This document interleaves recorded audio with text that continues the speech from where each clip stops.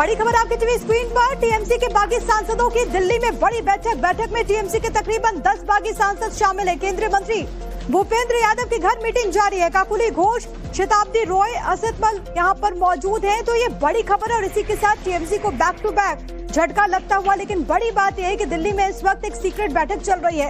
एक तरफ तमाम वो विधायक जो कि पार्टी का दामन छोड़ चुके हैं, अलग रुख अख्तियार कर चुके हैं, तो वहीं अब जानकारी ये कि यहाँ पर एक सीक्रेट बैठक चल रही है। मेरे साथ मेरे सहयोगी इस वक्त गौरव श्रीवास्तव तमाम जानकारी के साथ कनेक्टेड है। गौरव, एक सीक्रेट बैठक जो कि इस वक्त चल रही है, क्या जानकारी? वो तस्वीरें भी आ चुकी है बैठक के भीतर से। बिल्कुल, देखिए इस वक्त हम बीजेपी नेता भूपेंद्र यादव के घर से बाहर हैं। सेपरेट मीटिंग अभी अभी थोड़ी देर पहले पश्चिम बंगाल के नेशनल कैबिनेट अधिकारी यहाँ से रवाना हो गए। हालांकि मीडिया ने उनसे बात करने की कोशिश की पूरे हालात पर और टीएमसी के नाराज सांसदों की बैठक के बारे में, तो उन्होंने इस बारे में फिलहाल तो कोई जवाब नहीं दिया है। लेकिन मैं आपको बता दूं कि जो जानकारी आई है उसके हिसाब से काकली घोष दस्तीदार, इसके अलावा प्रसून बनर्जी, शताब्दी रॉय, बापी हल्दर, जून मालिया, कालीपड़ा सोरेन, तमाम ऐसे जो सांसद है 10 सांसद जो टीएमसी के नाराज बताए जा रहे हैं वो यहाँ पर जो है मौजूद है। और ये माना जा रहा है कि कुछ बड़ा फैसला जी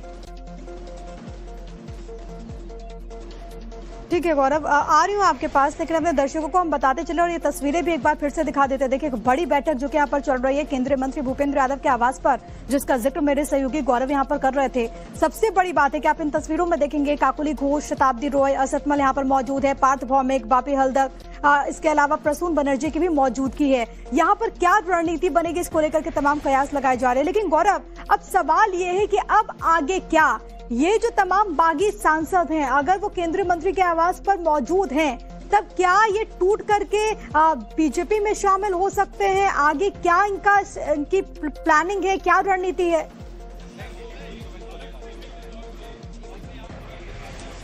देखिए, रणनीति अगर ये लोग जैसे कि आम आदमी पार्टी में ट्वीट हुई थी और उस तरीके से ही ये सांसद अगर शामिल होना चाहेंगे तो फैसला जो है वो राज्यसभा के जो चेयरमैन है उनका होता है। और उन्हें क्या वो अलग जो है किसी तरह की मान्यता देते हैं या फिर उनपे एंटी डिफेक्शन लॉ लगेगा, ये सारी चीजें भविष्य की होंगी। लेकिन फिलहाल माना यही जा रहा है कि अब जब टीएमसी के ये बागी सांसद चलकर खुद अपने पैरों से बीजेपी के एक केंद्रीय मंत्री के घर पहुंच चुके हैं, तो ये स्थिति साफ है कि टीएमसी एक बड़ी टूट के ओर जो है वो निकल पड़ी है। और टीएमसी का एक बड़ा हिस्सा जो है 10 सांसदों का जो है वो भारतीय जनता पार्टी के खेमे में आने वाले समय में नजर आएगा। बताया जा रहा है कि यहाँ जिस तरह की हलचल मची है तो एक बड़ा फैसला या एक बड़ा अनाउंसमेंट जो है वो सुनने को मिल सकता है। हालांकि पश्चिम बंगाल के मुख्यमंत्री शुभेंदु अधिकारी यहाँ से अभी कुछ मिनटों पहले ही निकले, लेकिन आप देखें तो तमाम सुरक्षाकर्मी जो पश्चिम बंगाल के सांसदों के हैं वो अंदर तस्वीरों में अगर भटजी दिखा सकें तो यहाँ पर आप देखें